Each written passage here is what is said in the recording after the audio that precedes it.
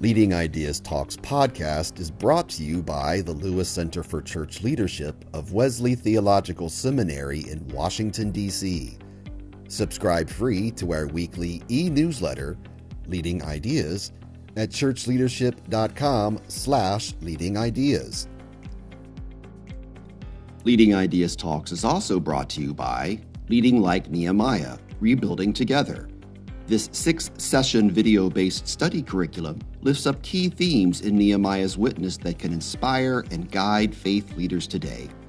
Learn more at churchleadership.com/Nehemiah.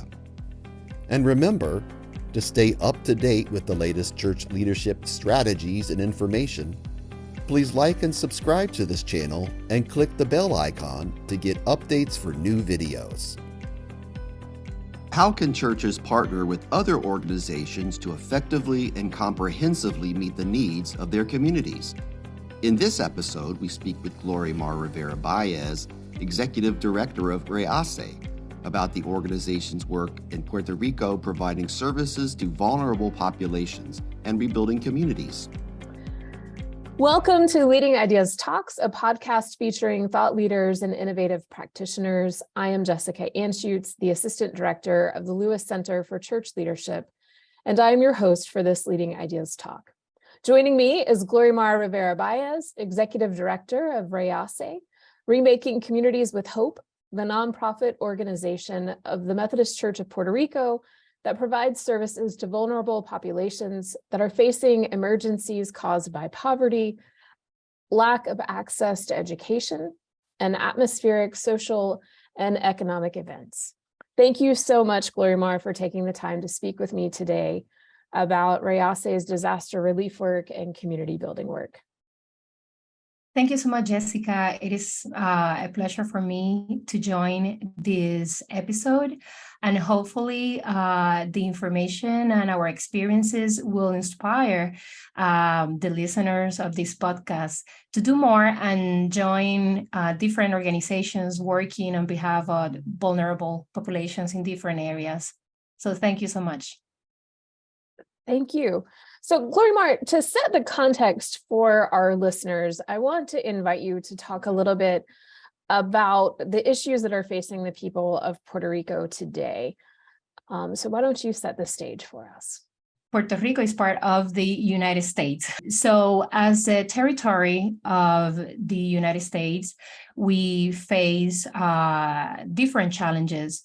So we are part, but at the same time, we have different struggles, political speaking, and also in terms of our economical situation and social situations that we have, such as some disparities in healthcare access and benefits, and in other areas.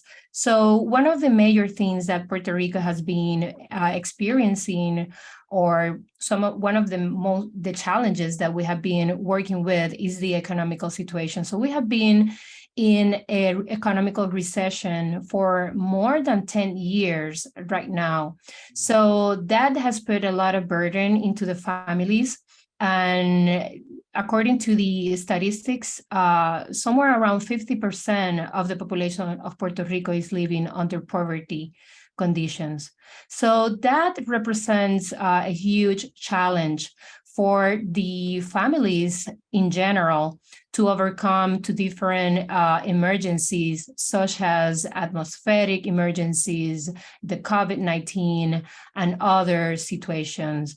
So because families are already struggling in order to have access to the basic needs supplies, and they are working in such a economical struggle, is very difficult for families in Puerto Rico to be on their feet once a disaster happens. So that was the case of Hurricane Maria, when Hurricane Maria made landfall landed in Puerto Rico back in 2017. We were already struggling with this environment that I just mentioned. So for those organizations and for leaders that are used to work in the response of emergency, it is said that people will overcome or will recover depending on the resources and access of the resources that they have. So the information that I just shared kind of set the context to better understand why it has been so difficult for communities in Puerto Rico to get back to normalcy. I'm talking about those communities and families outside of the metropolitan area. So Puerto Rico is at 30 by 100 miles. So it's a small, geographically speaking, but we have a population right now of 30.2 million people. There are more people in the United States, in mainland, than in Puerto Rico. But still, there are a lot of population located in Puerto Rico. So in the metropolitan area, if you visit San Juan, which is the capital of Puerto Rico, and some of the surroundings, you will have this sense of normalcy because of the tourists and the economical activities around the metropolitan area. But when you travel further outside of the metropolitan area, then you will start seeing a lot of communities living, in a lot of stress in that sense. So the economical situation, the atmospheric emergencies that we face, such as Hurricane Maria, then we had in 2020 the earthquakes in the southwest part of the island, and also the pandemic that also affected a lot. And last September, we were hit by Hurricane Fiona. So that, puts in perspective kind of the multiple situations that we are dealing with, and we have been dealing with for the past years. That is a lot to deal with, and any one of those things on its own would certainly be a lot.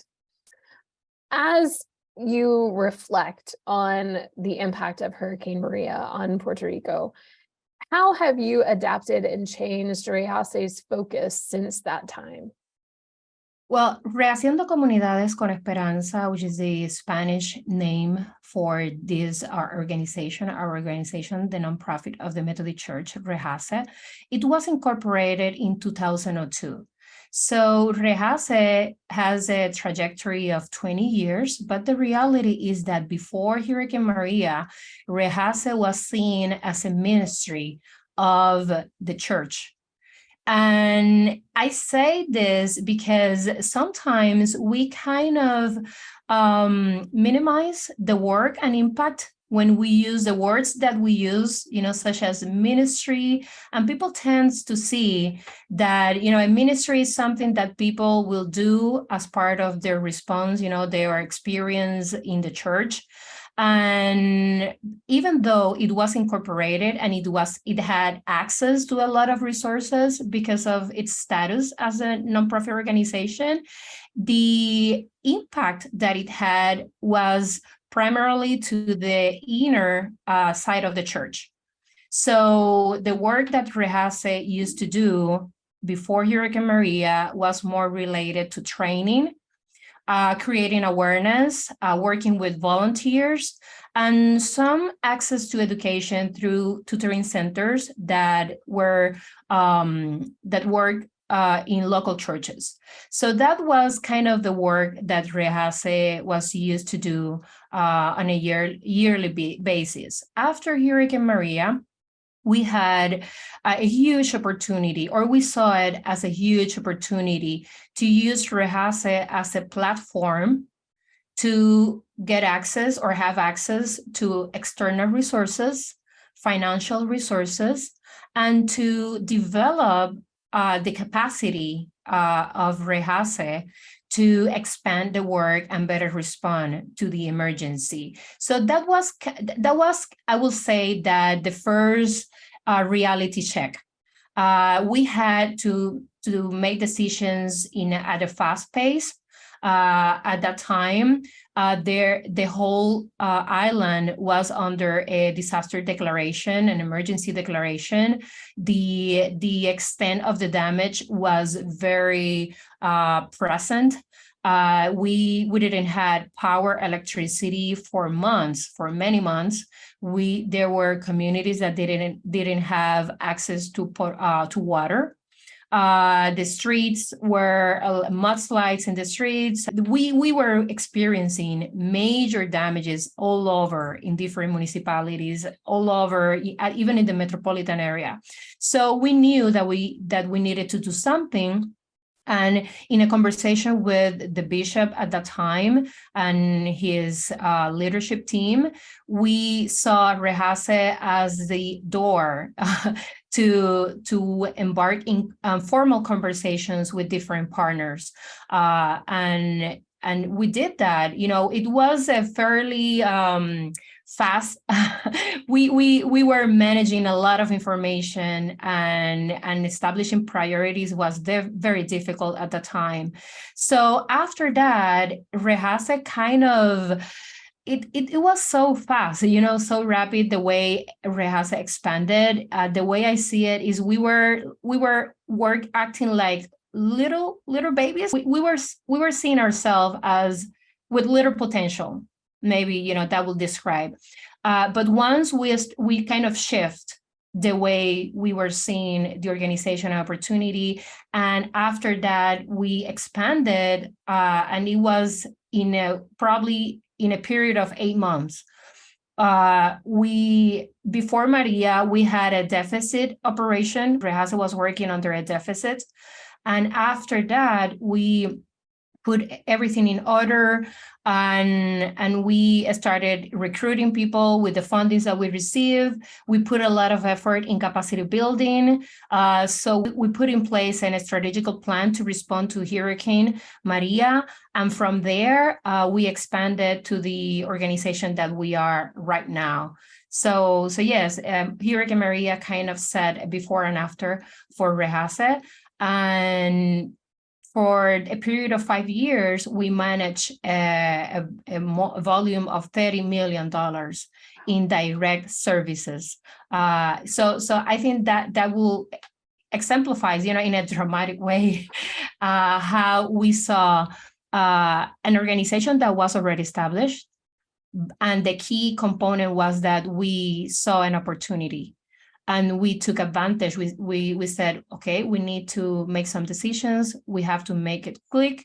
The church has its structure, but Rehase, because it's a 501c3 organization with the federal exempt and the local exempt, we were able to get access to federal funds, local funds, and also United Methodist Church funds through OMCOR that help us to expand the work that we did, and with amazing results. What an inspiring story. And it's really inspiring to think about the number of lives that Rehase has impacted in this time. Now, Rehase has 4 areas of emphasis. Can you name those and describe those for our listeners? Yes, of course. So after 2020, we sat down and we kind of evaluate the scope of work and the work that we were already doing after Hurricane Maria. So we established these 4 focus areas, which the first one is response to emergencies, including atmospheric, biological, and social emergencies. The second one is well-being initiatives. The third one is food security, and the fourth one is access to education. In the response to emergencies area, we developed, as part of the response to Hurricane Maria, a comprehensive case management program. We developed that program with the help of OMCOR and using OMCOR's holistic approach to disaster case management.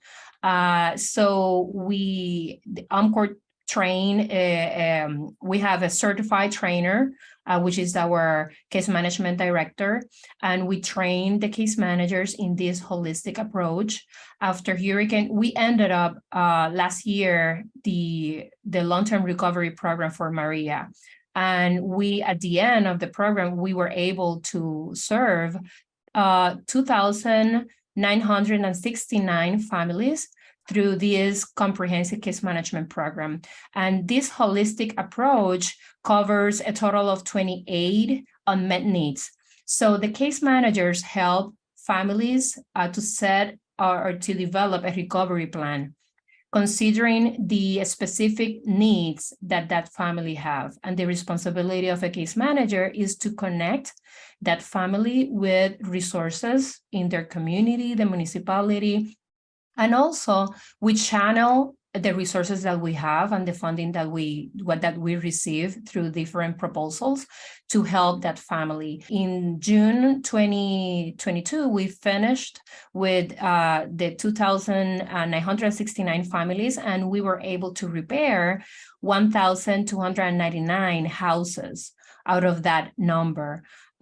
So the comprehensive case management is a program that we have been, that is still open. We finished the project in response to Hurricane Maria, but we opened that same program to respond to the earthquakes. And this January, we opened a program to respond to the families affected by Hurricane Fiona.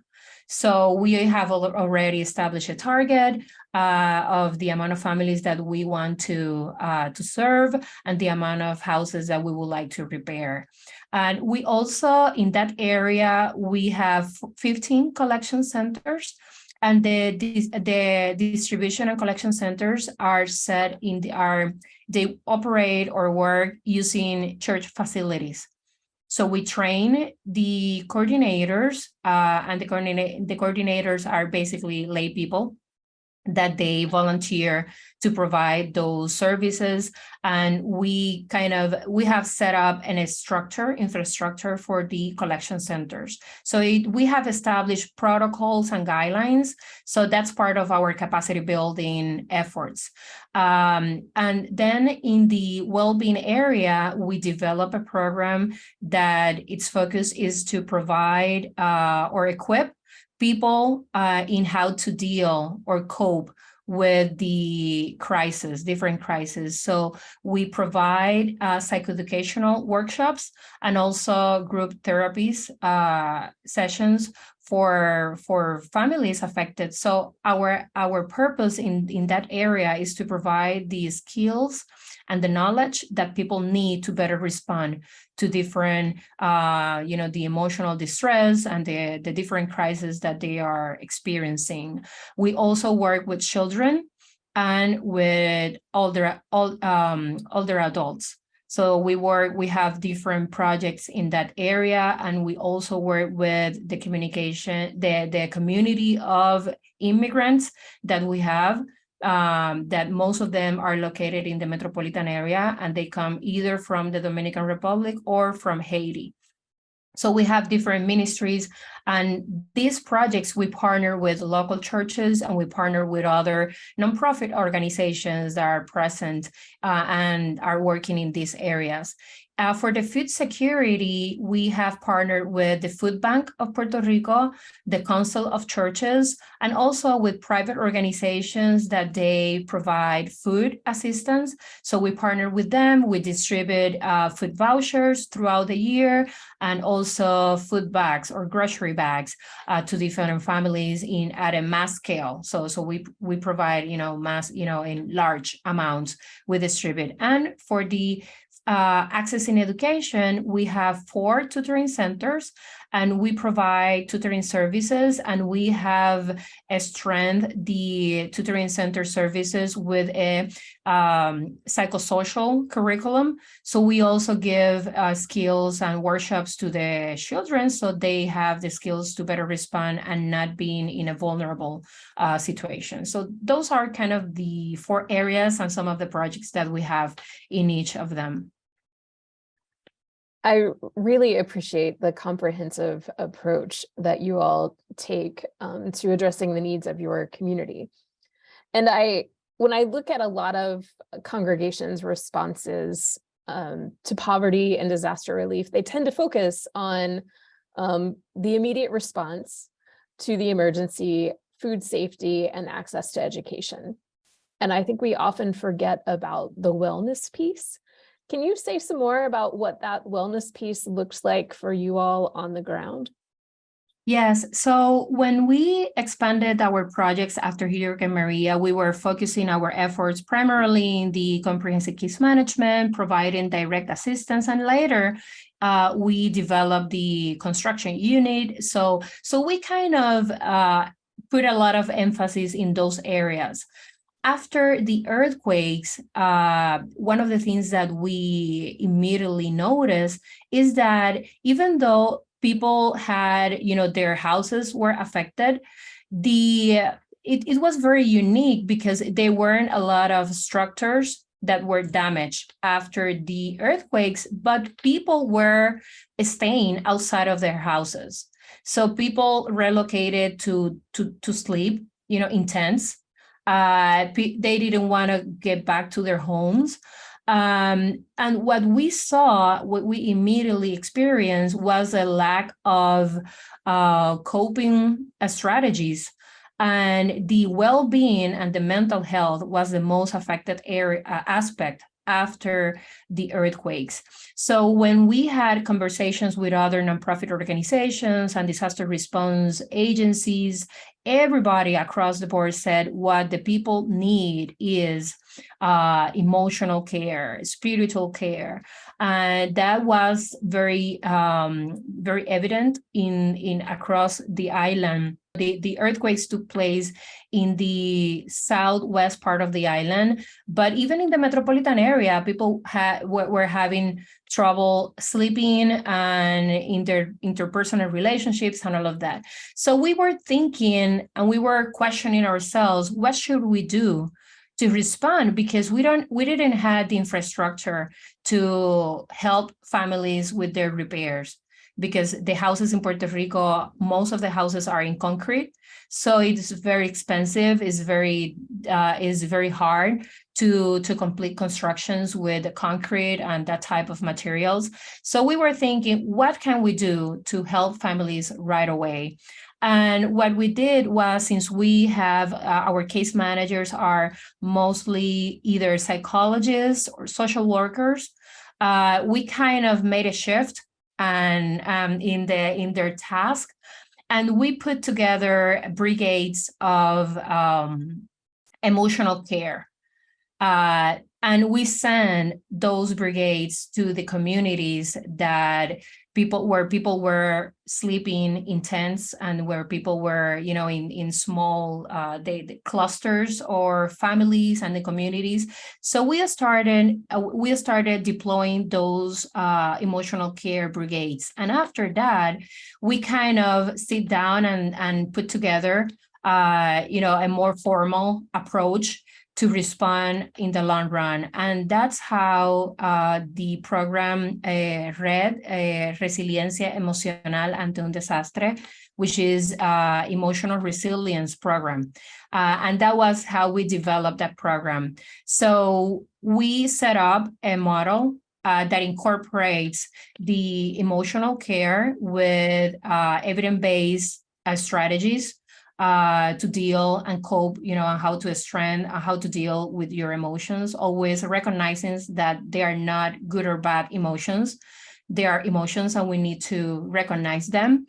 And the key component is how we deal with the emotions, and how can we translate or transform those emotions into a good behavior, or behavior that will have good results, and in our decision making, etc.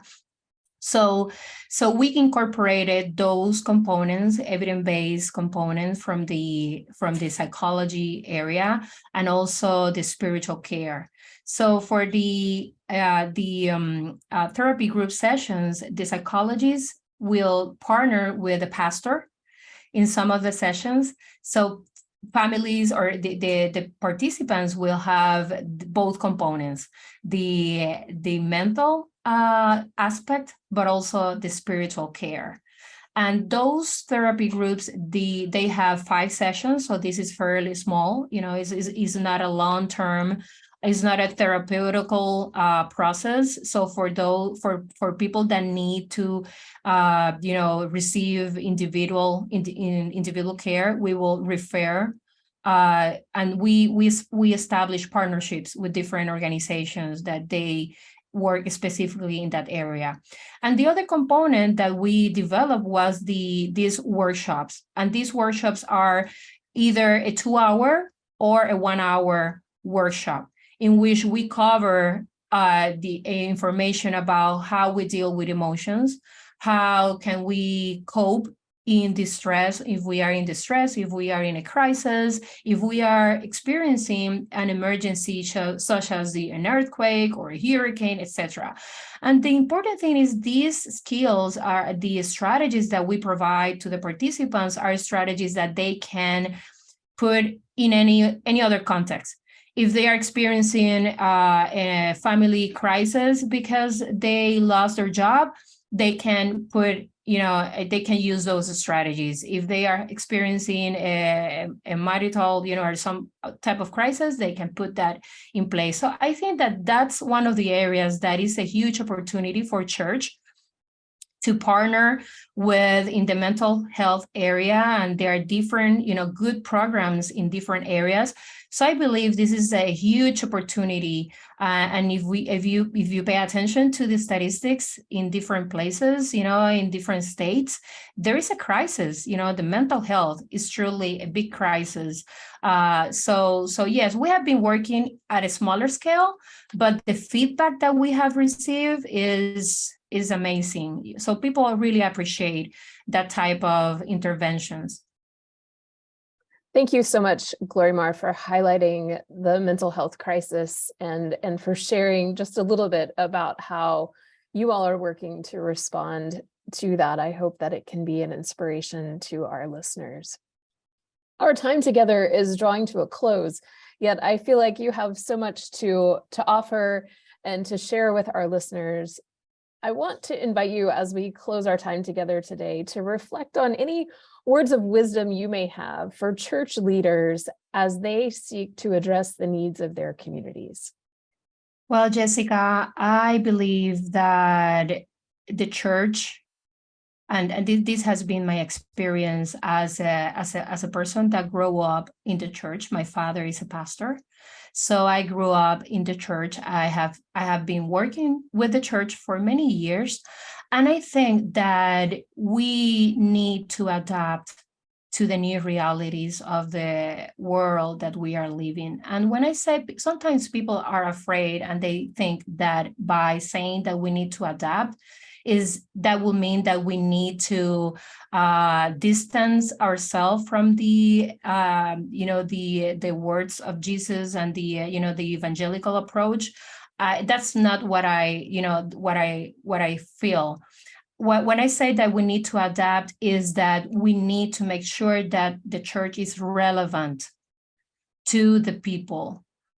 If the community, the people, they don't feel that the church is relevant to their needs, to their life, what's the purpose, in attending to the church? And sometimes I see that the church puts a lot of attention into the way we do the worship, the music, and all that type of experiences. And at the end of the day, I believe that what people really need are, that we equip them with the skills, resources, so they can be a better dad, better mom. They can be a better professional, at their workplace, that they can better respond to the different crises. So I think that the church has a huge opportunity to transform the way we do church, the way that we behave, And we need to be relevant to the times and to the people around us. Otherwise, there will be, the church will no longer be a place that people will look at, and so I think that we have a huge opportunity to reflect on that and to see in which other ways we can serve and we can exemplify, Jesus' words and love and the what Jesus has asked us to do in a daily basis. Thank you so much, Glorymar, for your time today, for your work and for your ministry. May God bless and keep you. Thank you, Jessica. I feel blessed, being part of this podcast. So thank you so much. You're welcome. Thanks for joining us for Leading Ideas Talks.